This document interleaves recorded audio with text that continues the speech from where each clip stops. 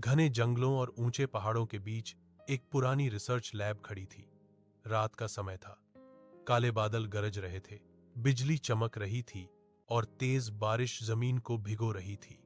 Camera धीरे धीरे lab के अंदर जाता है, जहां एक वैज्ञानिक अपने जीवन का सबसे खतरनाक प्रयोग करने वाला था। उसका नाम था आर्यन मल्होत्रा। आर्यन का सपना था इंसान की ताकत और सहन शक्ति को बढ़ाना, ताकि वह बीमारी और डर से ऊपर उठ सके। उसने एक खास सीरम बनाया था, लेकिन प्रयोग अधूरा था। उसी रात जब उसने खुद पर सीरम का परीक्षण किया, अचानक जोरदार विस्फोट हुआ। रेडिएशन और सीरम मिलते ही हरी रोशनी फैल गई और आर्यन बेहोश हो गया। जब उसे होश आया, वह पहले जैसा नहीं था।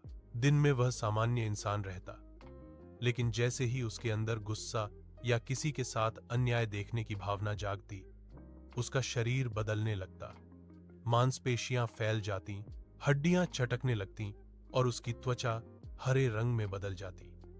कुछ ही पलों में वह एक विशाल और ताकतवर रूप में बदल जाता। हलक एक दिन पास के गांव में किसान रामलाल पर कुछ दबंग हमला कर रहे थे।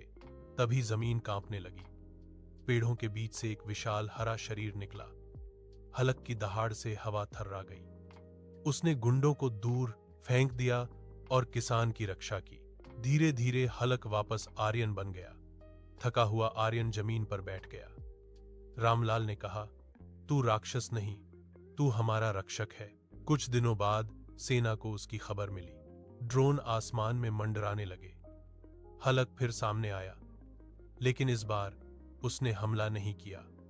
वह शांत खड़ा रहा, मानो कहना चाहता हो कि उसकी ताकत विनाश के लिए नहीं है। सूरज ढलते समय हलक पहाड़ की चोटी पर खड़ा था। सुनहरी रोशनी उसके शरीर पर पड़ रही थी।